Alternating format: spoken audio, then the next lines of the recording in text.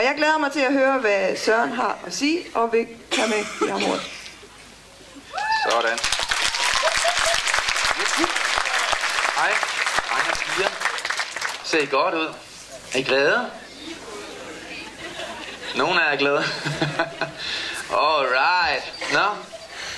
Vi skal hygge os lidt i dag, og I skal starte ud med at se din sidemand dybt ind i øjnene og sige, hej, du ser da meget godt ud, må jeg få et kys? Jeg arbejder til hverdag med unge, der har det rigtig svært i alle aldre.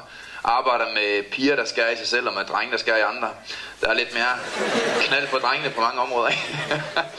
Og jeg har en spændende hverdag med alle de her unge her, det er meget fedt. Og derudover så holder jeg foredrag over hele Danmark og hjælper folk nemmere, mere problemfrit og mere lykkeligt gennem deres liv.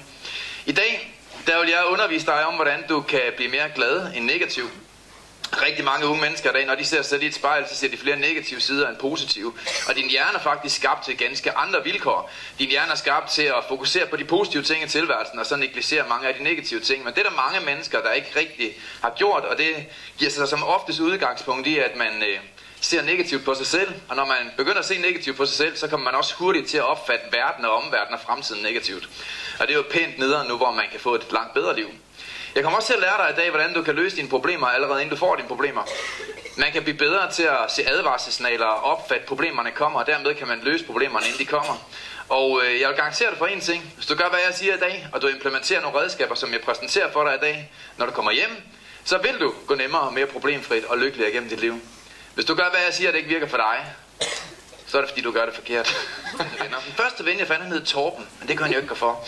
Og Torben var det, man kalder en kejle. Ved I, hvad en kejle er? Og ja. Og en kejle, det er sådan en, du ved, man kan dele Horsens op i to. Der er normale unge mennesker, og så er der kejler. Normale unge mennesker, det er sådan nogle, de er søde og rare, fornuftige og ærlige og åbne og gør op med deres egen fejl og siger tak og undskylder. Lidt mere afslappet og er sådan godt og tilfreds med sig selv. Det er normale mennesker. De går til sport. Hvad går du for eksempel til? Stangtennis, det var flot. Og velkommen til Horsens, mand. Og hvad går du til? Sikkeløb. Okay. Og bridge. Det kunne jeg faktisk lige så godt have sagt. Men okay. Eller kurveflet, eller kartoffeltryk. Ej, seriøst, det er fint nok. Og principielt er ligegyldigt, hvad det går til. Bare det går til et eller andet. Og riddersport. Og jeg plejer faktisk ikke at fyre sådan noget. Men anyways, det er det, man kalder normale unge mennesker. Så er der en anden type mennesker i verden. Det er det, man kalder kejler. Det er sådan en, hvor elevatoren den ikke går hele vejen op. Sådan, dem kender jeg godt, ikke? Det er dem, der er for meget omkring ørerne og for lidt imellem ørerne. Det er dem, der altid går deres omvej igennem hele livet, du ved. De ved inderst inde godt, hvad der er rigtigt, hvad der er forkert, men de vælger oftest bevidst eller ubevidst at gøre de forkerte ting. Og som udgangspunkt, så ved alle jer der her i dag, I ved godt, hvad der er rigtigt, hvad der er forkert. Man ved godt, det er forkert at lyve, og man ved godt, det er forkert at stjæle, og man ved godt, det er forkert at snyde skat, og man ved godt, man skal respektere andre mennesker. Man ved godt, man skal ikke altid gøre det, man har lyst til, men man skal gøre det, man inderst inde ved rigtigt. Det ved I godt, I er ikke dumme. Og man ved godt, man skal ikke tage ben af en lærer med en sløv ostehøvel. Der tager man lige en skarp, men er ikke helt underfrankeret, vel? Og kejler, du ved, det er altid sådan nogle, de går altid lidt deres omvej. De går aldrig ind og danser med pigerne. De sidder altid udenfor og ryger en tampon, eller hvad man nu tænder på. Hvad laver man i Horsens? Skør 100 km/t på en havetraktor eller et eller andet, ikke? Men pointen er, at man kan selv vælge, hvem man gerne vil være. Og på mange områder, så alle de valg, du træffer i dit liv, de har en stor afgørende effekt for resten af dit liv. Lad mig stille dig et spørgsmål, inden vi går videre. Har jeg ret, når jeg siger til dig, at du kender nogle mennesker, de har altid problemer? Altid. Uanset hvornår du snakker med dem, så kommer fokus ret hurtigt over på et problem. Har jeg ret, når jeg siger, at du kender nogle andre mennesker? De har aldrig problemer. De nyder deres liv. De er glade for deres liv. De dyrker deres sport. De går måske op i en smart frisyr, eller har en knallert med raketstyr, eller hvad I tænder på. Og de har, du ved, det er sådan lidt mere ukompliceret at være sammen med dem. Har jeg ret, når jeg siger, at du kender nogle mennesker? De har altid pengeproblemer. De har altid pengeproblemer. Hele tiden. Og så kender du nogle andre mennesker. De har aldrig problemer med penge. Hvis du skal med dem på ferie, så er det ikke noget med pengene at gøre. Så er det noget med koordinering, og kan de få fri fra arbejde og sådan ting. Fra nu af, så har mennesker, der har et pengeproblem, ikke et pengeproblem. De har et livsstilsproblem. For om du så gav den 5.000 ekstra måneden, så bruger de bare 7. Og hvis de vinder 100.000 i lotto, så bruger de bare 150. Det er ikke en ting med en med problemer at gøre, det er noget, der foregår ind i hovedet, der går galt. Og ser du mange af de ting, der kommer til at gå galt i dit liv, som gør dig trist, som gør, at du ikke kan lide dig selv, som gør, at du ikke kan lide din krop, det er som oftest altid ting, der går galt ind i dit eget hoved først. Derfor kommer jeg til at undervise dig i den næste halvanden time om, hvordan dit hoved det fungerer. Fordi det er nemlig sådan, at dit hoved, det fungerer akkurat ligesom mit hoved. Man ved igennem forskning, at alle hjerner fungerer ens, men man programmerer dem meget forskelligt. Du vil i løbet af det her foredrag komme til at se nogle helt bevidste sider omkring dit liv, hvor du godt kan se, at du har en brist, og du kommer også til at få løsninger på, hvordan du kan lave om på det igen. Så hvis du gør, hvad jeg siger, så er du, som sagt, en person, der kommer til at gå nemmere igennem dit liv, og langt mere problemfrit igennem dit liv. Men en ting har jeg lagt mærke til igennem de sidste 10 år. Det er forskellen på den, der virkelig får et nyt liv, og den, der forbliver i sin egen gamle elendighed. Det er en simpel ting. Og det er det, der hedder forandringsvillighed. Nogle mennesker, de er bare villige til at se på sig selv og sige, ved du hvad? Det der, det kan jeg godt følge dig i, og det laver jeg om for i morgen. Det der, det kan jeg godt følge dig i. At når du siger, at jeg er arrogant, jeg altid går meget op i at være negativ, det kan jeg godt følge dig i. Det går simpelthen hjem og lave om i dag. Dem af jer, der sidder og tænker sådan under mit foredrag, jeg kan garantere dig for, at du kommer til at forandre dig. Fordi i dag, der får du nogle af verdens bedste udviklede redskaber til at forandre dit liv. Men hvis du ikke gør det, så hjælper det ikke en skid. Ser du, den viden, jeg giver dig i dag, den er ikke en skid værd i dit liv, medmindre du handler på den. Hvis du ikke er villig til at se ind i dit eget liv, og ransage dig selv, og erkende over for dig selv, der er nogle brister i mit liv, hvor jeg kan gøre nogle ting anderledes, så kommer du aldrig til at blive bedre, og du vil forblive i din samme økonomiske elendighed, og du vil forblive den samme, der taler negativt og oplever alle de negative ting, som du vælger at sætte fokus på hver dag, trods det, at du lever i verdens bedste land, og der er millioner årsager til, at du kan være positiv. De næste 25% af jordens befolkning, de kan godt lide dig. Man mener, du kan bonde teoretisk med cirka 25% af dem, du møder resten af dit liv. I har måske samme musiksmag. De går måske også til stangtennis. Det er måske nogle personer, som I har samme tro måske, eller samme mål med livet, eller samme uddannelse. Ser du, det betyder, at der rent faktisk kun er omkring 1,5 milliard mennesker, der kan lide dig. Men kan du leve med det? Kan du? Bliver du ked af det nu? Men hvorfor sidder du så og tuder over, der er en til en fest, der ikke kan lide dig? Er du ikke lidt langt? Er du ikke lidt langt ude nu? Bare lille bøv. Hvad siger du? Nej.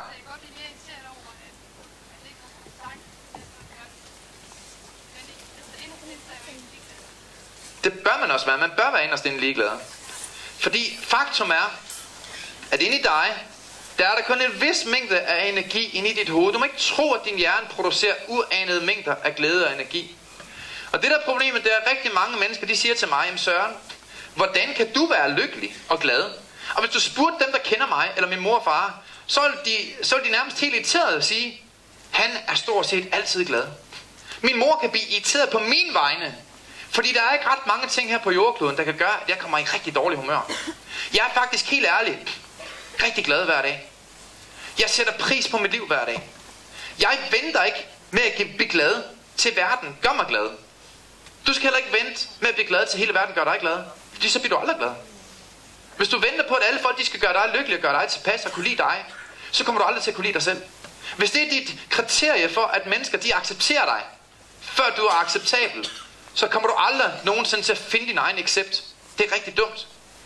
Derfor er det enormt vigtigt, at du lærer at forstå, at det at være lykkelig, det betyder ikke, at alt omkring dig er lykkelig. Det betyder bare, at du har lagt mindre vægt på det, der generer dig, og du sætter mere pris på det, der egentlig betyder noget for dig. Ser du, i din verden er der kun 3 problemer. De her 3 problemer skal du forholde dig til, uanset hvem du er. Det er det, der hedder ukontrollerbare problemer. Det er problemer, der er uden for din kontrol. Det er, hvorvidt solen skinner, eller der er styrtregn, eller der er snestorm, eller der er krig i Irak. Det kan du ikke gøre noget ved alligevel. Du kan mene, og du kan gøre, hvad du vil. Det hjælper ikke en skid. Den anden problemstilling, vi har i verden, det er problemer, der vedrører alle andre mennesker end dig. Det er din fars problemer, din mors problemer, din hunds problemer, din fætters problemer. Og så den sidste problemstilling, der er i verden, som du skal forholde dig til, det er dine problemer. Det er problemer, der vedrører dig, din opførsel, din måde at reagere på, din måde at få gjort op på, din måde at sige undskyld på, din måde at erkende på, din måde at gøre ting anderledes på. Det er problemer, der kun vedrører dig. Nu har jeg et spørgsmål til dig. Hvor mange procentdel af vores hjerner herinde, tror I, vi tilsammen bruger i vores hverdag på at irritere os over ting, som er fuldstændig uden for vores kontrol? Ej, nu regner der igen, mand. Lorteland. Hvad sker der? Så er min cykel stjålet. Ja. Det er sikkert en perker. Nej, det er en tysker. Nej, det er bøsserøvne. De gør det hver gang. Det er alle bøsserne.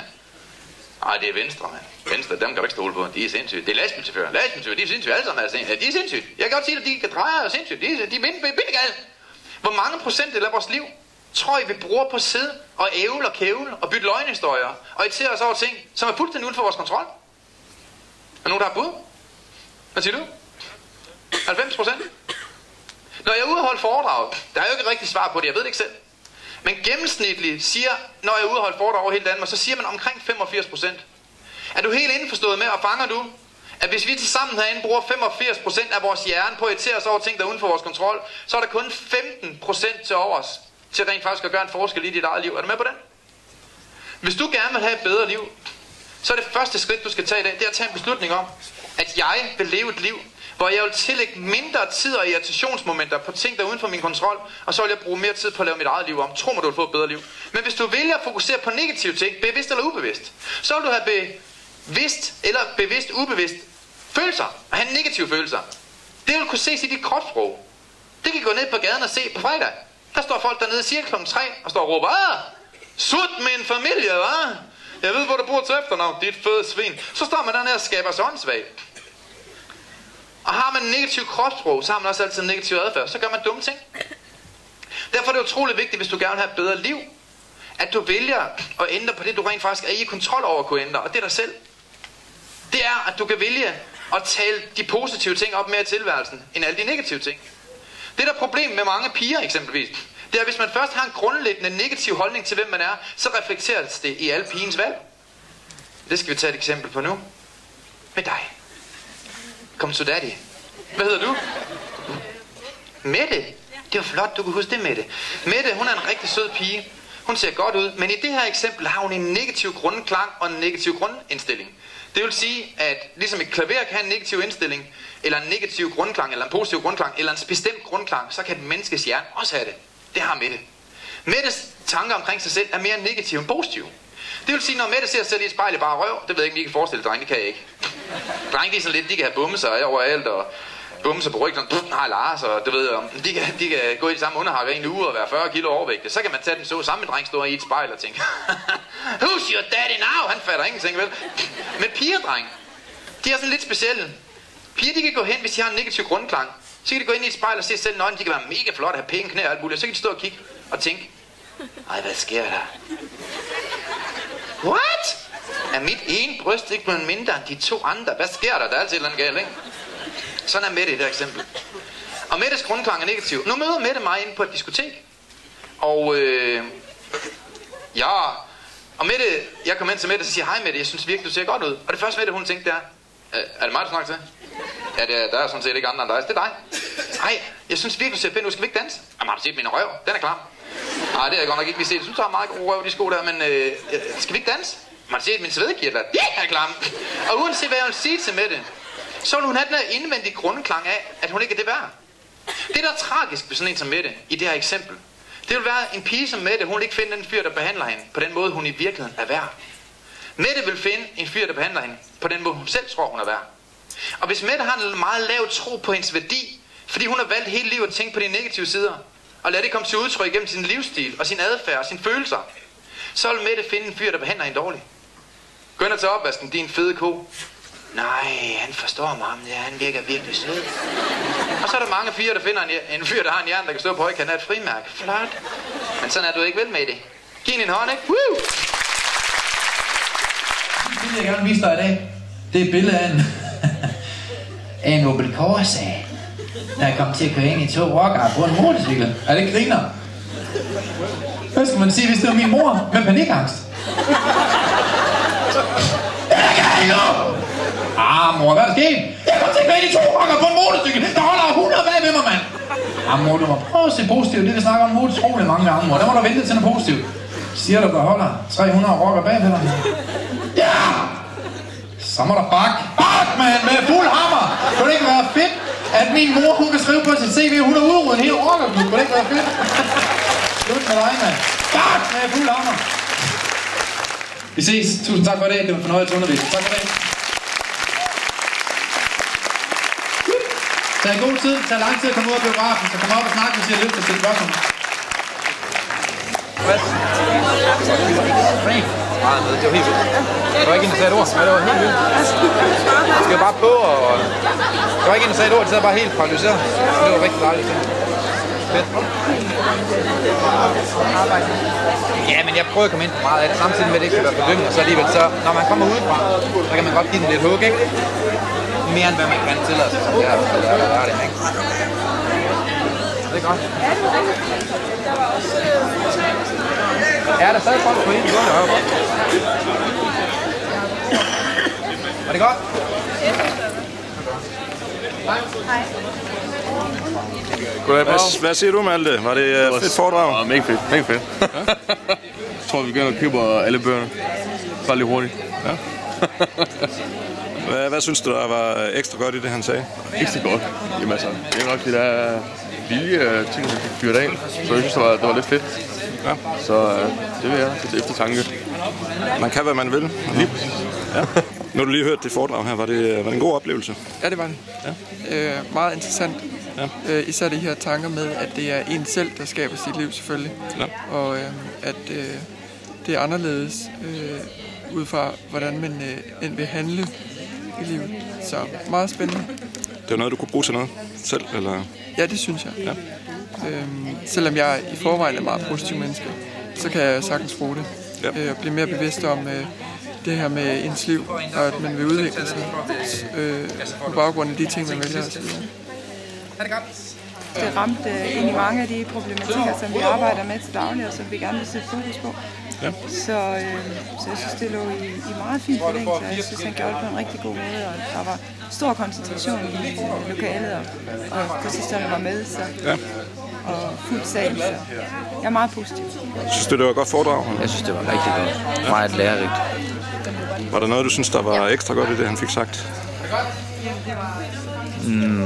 Det første med at tale positivt eller holde kæft. Ja. For det er noget, jeg selv lever efter, så det ved jeg, det virker. Yes. Men generelt var det jo genialt. Ja. Og han fik også fat i sit publikum, tror jeg. Ja, helt sikkert. Ja. Helt sikkert. Det er, jeg tror, dem, der ikke kom i dag, de fortryder, hvis de først får lov til at se. Det kan der heller ikke have været mange. Jeg synes, salen var fuld. Ja. Hvad siger du, Torben? Du har været med til at invitere. Ja, men jeg synes... Var du tilfreds med Ja, det synes jeg faktisk. Jeg synes, det virker som om, det var en succes. Ja. Altså, det var mit indtryk. Også hvis du ser på, hvor mange kursister, der står omkring bordet deroppe og snakker med Søren Lynge bagefter. Det synes jeg er et godt tegn. Og gode reaktioner fra deltagerne, ikke også, på det, som han kom med, det han havde at byde på. Jeg synes også selv, at det var godt. Altså, han var god til at fange opmærksomheden. Også. Det var også en positiv psykologi. Altså. Ja, det må man sige. Altså, det er jo det kan vores kursister godt bruge til noget, mener du? Ja, det tror jeg. Ja. Men der er også en fantastisk historie over det, ikke også? Altså, hvis man skulle sige noget, som trækker i en anden retning, så kunne man måske være bekymret for, hvor mange mennesker, der har samme energi, som han har. Ikke? Ja. Altså, der er jo en eller anden bestemt personlighed, der skal til at være sådan, som han er. Ikke? Det er svært sådan bare lige ved at sige til sig selv, nu vil jeg være anderledes, og så faktisk også at være det. Ja. Men det er spændende at høre på, og jeg tror, at det er noget, der vækker nogle tanker med mange af vores kursister. Ja. Måske også med mange af vores lærere.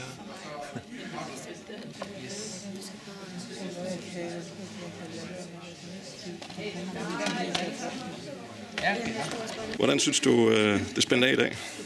Jeg synes, det var helt fantastisk at opleve så mange mennesker, der støttede op om det i dag. Det var ret overdrevet, at der kom så mange. Og det at sidde i en sal, hvor der er 400-500 mennesker, er fantastisk, når der er så stille, der var ikke en, der sagde et ord. Og de var paralyseret nærmest og var dybt på, så det var fedt. Og det beviser også bare, at rigtig mange mennesker gerne vil have et godt liv, men måske savner nogle redskaber til at få nogle konkrete ting ind i sit liv, der gør, at man kan forandre sig. Og det var mit mål at levere i dag, og det synes jeg, det er blevet gjort rigtig godt.